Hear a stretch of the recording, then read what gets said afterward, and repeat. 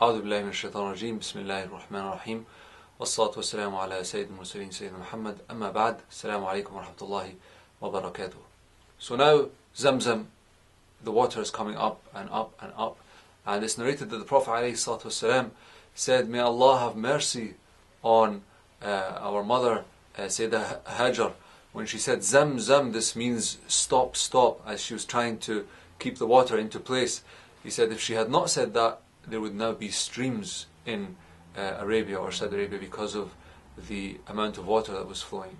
So now people come to this area and it becomes to be civilized, and there are tribes that come, and we know the story, it grows, and the people accept Sayyidina Ibraheem and Hajar and Ismail. Now Sayyidina Ibrahim returns now to Sayyidina Ismail, and he begins to really fall in love with his son. Time passes, and then Allah subhanahu wa ta'ala tries him with what he describes in the Quran as al-bala'ul mubin, the difficulty that is immense, that is huge. And subhanallah, truly it is a huge difficulty. Now the fact that Allah subhanahu wa ta'ala describes it as such alludes or proves to us that Sayyidina Ibrahim must have truly loved Ismail. Not just the way that any father would love his son, but even more than that. He truly fell in love with his son Ismail, and the compassion and the mercy between them was amazing. So Sayyidina Ibrahim, he sees 3 days in a row a dream where he sees himself slaughtering his son Ismail. And as a prophet, he knows that this comes from Allah subhanahu wa ta'ala. Now, what does he do? What does he do? You see, a lot of us know what is right and what is wrong. We get that niggling feeling in our chest that what we're doing is wrong, or we get that nag to say, hey, we shouldn't really be doing this. And even when our hearts are completely, utterly dead, there's still something inside that lets us know that what we're doing is wrong, or what we're doing is right. But what do most people choose to do? They choose to ignore it. They choose to ignore it, and this is a lack of control. It's a lack of control, and it's also a lack of security, because they're afraid to acknowledge the truth. Okay, and by not acknowledging the truth, they therefore lack control. So, but Ibrahim a.s. does not do this. He knows 100% that this is a wahi, that this is inspiration from Allah subhanahu wa ta'ala. He is a prophet, and when this happens to prophets, it means it's inspiration. Now what does Ibrahim a.s. do? He goes to his son, and he says, oh my son, I see in my dream that I am to slaughter you. Very clearly, his son knows that his father is a prophet, and he knows that this again is an inspiration from Allah subhanahu wa ta'ala. Now we want to stop here and we want to really analyze this. There are so many jewels of wisdom and pearls of wisdom that we find just in that. Firstly, we find that Ismail 100% knows that his father is a prophet. We find that Ibrahim alayhi salam 100% trusts Ismail with this news. He doesn't say, oh, Ismail will never accept this, let me wrap him up, right? Let me kill him while he's asleep, when he's dazed. Let me batter him with the head first, and then let me slaughter him. He doesn't do this. He goes up to his son and he says, I see in my dream that I am to slaughter you.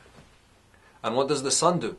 The son 100% trusts his father, and he trusts that he saw this in his dream, and he trusts that this is from Allah, and he says, do what you have been commanded to do. So you can see here that there is 100% trust between father and son. Sometimes we ask so much from our children or our friends or those around us, and there is no trust between us. This is the truth. There is no trust between us. We haven't built that trust. Same thing with what happened before with Sayyidah Hajar. Once she realized that this was from Allah subhanahu wa ta'ala, she knew that Ibrahim would not just leave, alayhi salam, would not just leave her like that. So she went after him and she asked, and then when he didn't answer, she realized this is from Allah. You see, so he built that trust with his wife, and he built that trust with his son, and this is extremely important. Now the second thing is there's absolute and utter love between these two people. They are so approving. There is zero lack of approval between both of them. Ibrahim, like I said, alayhi salam, could have very easily wrapped his son up. What would happen if Ibrahim was told by Allah subhanahu wa ta'ala that he needed to do this, and he realized, he acknowledged, and then he just went and slaughtered Ismail without Ismail realizing, what would happen? Then Ibrahim would have passed the test. But what would have happened to Ismail? Ismail would be dead, right? Without any opportunity for him also to pass the test. Without any opportunity for him also to pass the test. So Ibrahim loves his son. And Ibrahim wants his son to have the opportunity to pass this test with his father. Look at the ultimate beauty of this. The total love. The total love.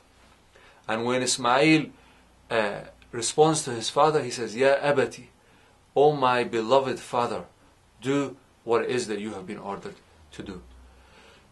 Again, overwhelming love back from the son to the father. Even when the father is telling him that I have to kill you. Even when the father is telling him that I have to kill you. You can see here there is absolutely and utterly no scarcity between them. They both live in abundance of the heart. Ghina al-qalb. They both live with abundance of the heart. They're not scared. They don't, Ismail doesn't look at his dad and go, really? You sure about that? And Ibrahim, he doesn't doubt his son, right? And he wants his son to participate in this.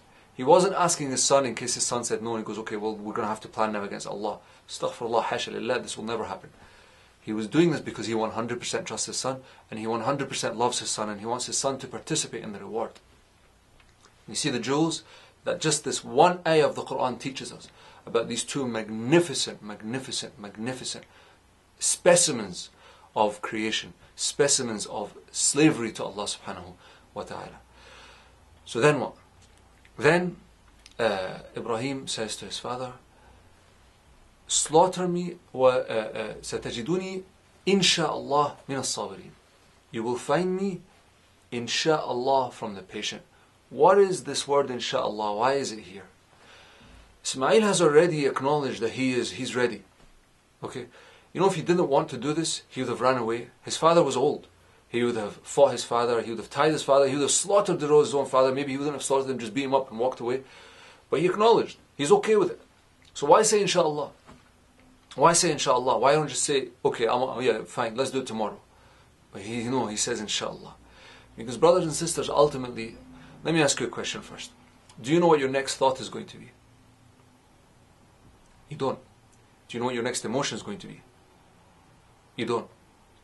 Not even your thought. You don't even know what your next thought is going to be. Now, at some level, we have control over our thoughts, and at another level, we have zero control over our thoughts. Now, when you don't have any control over something, but you try to get control over it, what ends up happening is you lack control. Because how can you control something that is uncontrollable?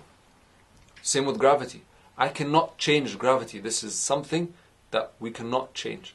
And so if I think that I can change it, I'm out of control. Okay, so we do not have control over our thoughts. At some level, you don't even know what your next thought's going to be. So you don't have control over your own thought. So we have to acknowledge this. And when you acknowledge that you don't have control over something, that's when you have control over it. Because if you don't acknowledge that, then you don't have control over it, and you don't have control over yourself acknowledging that you don't have control over it. So that's a bit of a tongue twister. But when you realize, hey, I don't have control over gravity, let me work with gravity. Now you get control. Whereas I'm going to control gravity.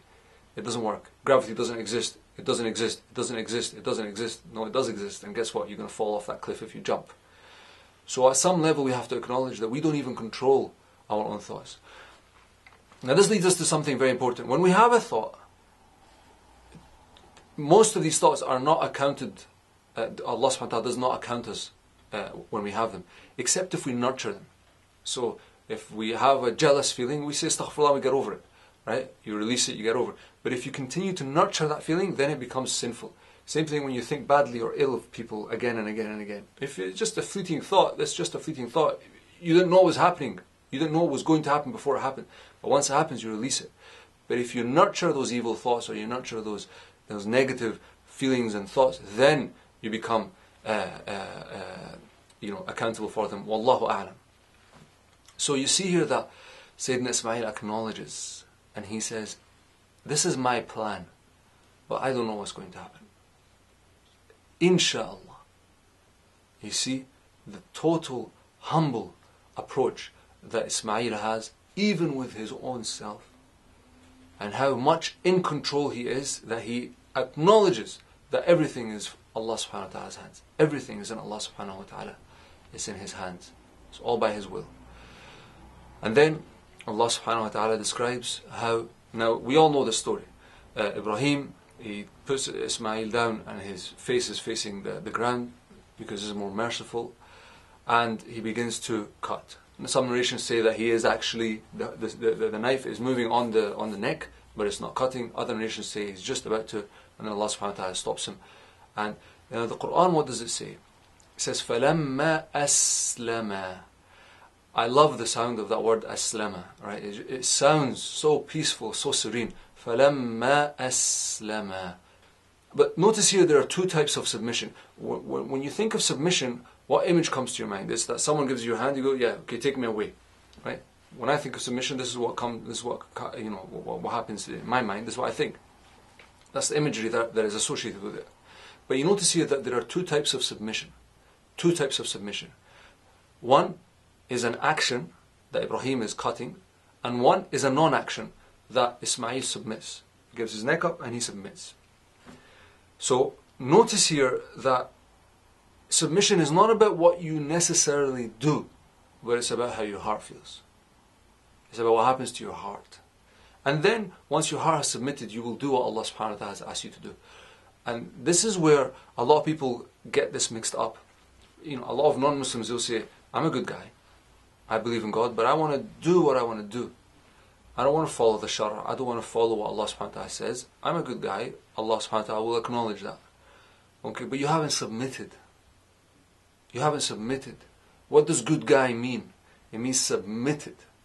So if you haven't submitted, don't tell me you're a good guy.